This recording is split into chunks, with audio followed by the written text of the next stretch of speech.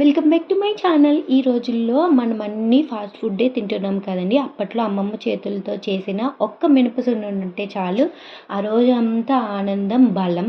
అయితే ఇప్పుడు మనం అమ్మమ్మ స్టైల్లో చేద్దామా? ఫస్ట్ ప్యాన్ పెట్టుకుని 2 కప్పుల మినపప్పు వేసుకుంటున్నాను. కొంచెం గీ కూడా యాడ్ చేసుకోండి.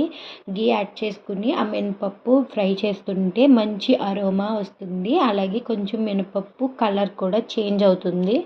ఆ 2 వచ్చిన తర్వాత మనం స్టవ్ ఆఫ్ చేసుకుని ఒక ప్లేట్లోకి ట్రాన్స్ఫర్ చేసుకోవాలి. ఎందుకంటే అదే ప్యాన్లో ఉంచేస్తే కిందంతా మినపప్పు మాడిపోతుంది. అప్పుడు మన సున్నుండలు మంచిగా ఉండవు.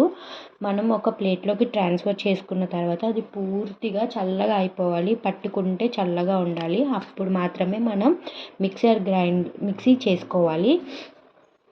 అలా ట్రాన్స్ఫర్ చేసుకుని చల్లగా అయిపోయిన తర్వాత ఒక మిక్సీ జార్ తీసుకుని ఇదంతా మిక్సర్ జార్లోకి ట్రాన్స్ఫర్ చేసుకుని మెత్తటి పొడిలా గ్రైండ్ చేసుకోవాలి. ఆ తర్వాత ఏ కప్పుతో మినపప్పు తీసుకున్నామో అదే కప్పుతో 2 కప్పులు బెల్లం తురుమును కూడా యాడ్ చేసుకుంటున్నాను.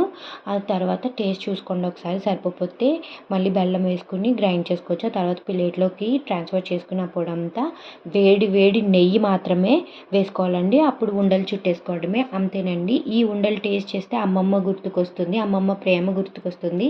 మీ అమ్మమ్మ చేతులతో చేసిన సున్నుండలు గుర్తుకొస్తే ఈ వీడియోకి లైక్ చేయండి. మీ అమ్మమ్మ కోసం ఒక కామెంట్ చేయండి. Subscribe my channel.